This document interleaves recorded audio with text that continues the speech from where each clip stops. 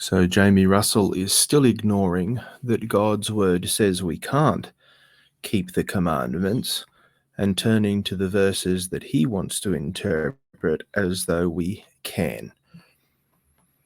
So recently he posted about 1 John chapter 2.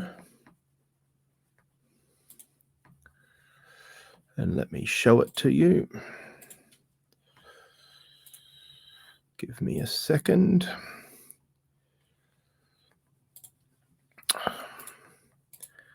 First John chapter 2 and verse 3 says, "And hereby we do know that we know him, if we keep his commandments." So Jamie Russell goes, "Oh, see, we can keep the commandments." And I say to Jamie, "But you can't keep them perfectly." "Oh, yeah, that's okay. We still keep them imperfectly." No, the Bible knows nothing of keeping them imperfectly. Let me prove it to you. And Jamie says, "I'm still waiting for your answer, Graham." I give Jamie this answer, and the lobotomized cretin can't hear the answer. Matthew 5:48 says, "Be perfect as your Father which is in heaven is perfect." That's God's standard. That's what God commands of us, Jamie. Not just to keep his commandments imperfectly like you think. No, God's standard is that we be perfect. Who is perfect? None of us. None of us, Jamie. Right? If you're going to turn to 1 John 2:3, we've got to keep the commandments, then what about this commandment? To be perfect, as God is perfect. Because don't just try and slime your way out of this by going, "Oh, but perfect there means complete or mature." No, as God is perfect. How complete or mature is God?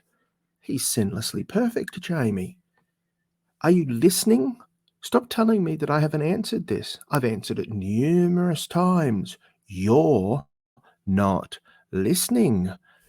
Let me show you another verse, and I've tried to explain this verse to you as well, and you just ignore it and change the topic. James 2:10, "For whosoever shall keep the whole law and yet offend in one, he is guilty of all." If you don't keep the law perfectly, you're not keeping it at all, according to God. "For whosoever shall keep the whole law and yet offend in one, he is guilty of all." Are you listening, Jamie?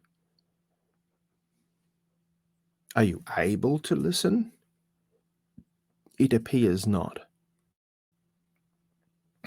So let's go back to 1 John. 1 John chapter 2 and verse 3 says, "And hereby we do know that we know him if we keep his commandments." So what do we do with that if we can't obey them perfectly? You know what the most important commandment is?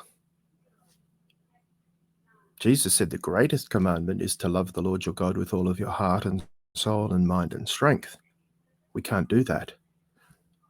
The most important commandment is to trust him, because we can't obey his commandments. And that doesn't mean we shouldn't try, because that's the next little game that Jamie plays, is he tries to make out I'm an antinomian. No, I'm not against the law. I understand the purpose of the law. The law was given to show us we are not holy. The law was given to condemn us. It's the schoolmaster to bring us to Christ and salvation by grace through faith. Not our own works, Jamie. Stop trusting yourself. You can't do it. He's done it all. Trust him. And as you trust him and seek to obey the commandments, even though you do it imperfectly, God will credit to you his righteousness. It says it here in James. Keep reading the chapter. It says it in Romans. We don't obey the commandments, but if we trust him, he credits his righteousness to us.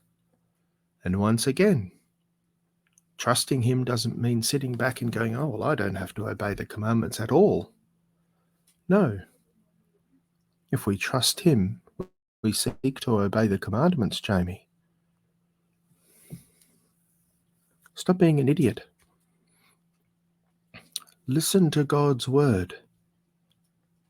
Understand the gospel. Salvation is by grace alone, through faith alone. You can't obey the commandments. Trust him. He has already obeyed them.